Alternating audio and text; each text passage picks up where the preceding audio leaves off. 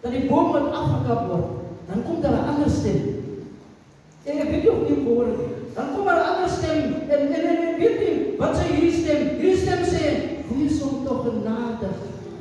Hierdie stem sê, gee hom nog 'n kans. Hierdie stem sê, laat dit nog hierdie jaar staan. Hierdie stem sê, ek sal hom omspit en ek sal die grond bemest. Miskien sal hy volgende jaar vrugte dra.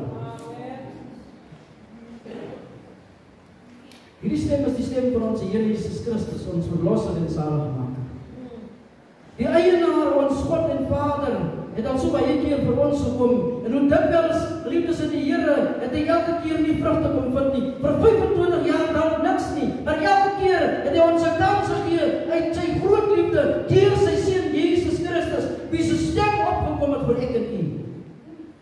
Elke keer het Christus se stem gekom, en was hy die een wat vir ons gepleit het, ook vir ons gepleit het aan die kruis, vir nog 'n kans. Hy was die een wat elke keer gespreek het, Here, gee hom nog 'n kans, en die Here het hierdie grond omgespit en bemest, waarin ons staan, geliefdes in die Here.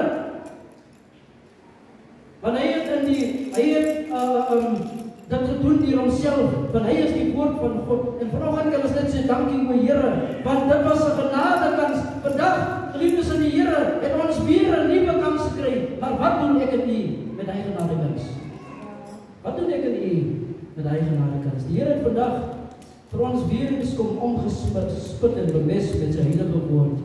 Maar ek wil vir u vra, wat gebeur nou hiervan dan verder? As ek in 'n ry is waar daar bome is wat vrugte dra, dan beteken dit ek staan in goeie grond. Maar hoe dra ek die vrug? Ek wil afsluit met broers en liewe susters. Ons almal is bome in die tuin van God. Elkeen van ons het die voorreg, en hierdie voorreg is om aan God se tuin geplant te kan wees, om in goeie grond te kan staan. Elkeen van ons het 'n doel, en hierdie doel is om vrugte te dra, maar ek en u moet vrugte dra. Ons doel is om vrugte te dra, maar ons moet produksie kan betoon deur vrugte te dra. En anders tot op hierdie stadium nie vrugte gedra nie, kom die Here vanoggend en hy betoon genade aan ek en u. Hy gee ons nog 'n kans deur Jesus Christus. Maar hoe het ons soveel kans uit ons nog? Die woord van die Here sê, kyk, die regter staan voor die deur. Die Here kan enige tyd inkom. Ons weet nie of ons mekaar weer so in die oë sal kyk as ons vandag ons voet in hierdie kerk sal sit. Kyk, die regter staan voor die deur.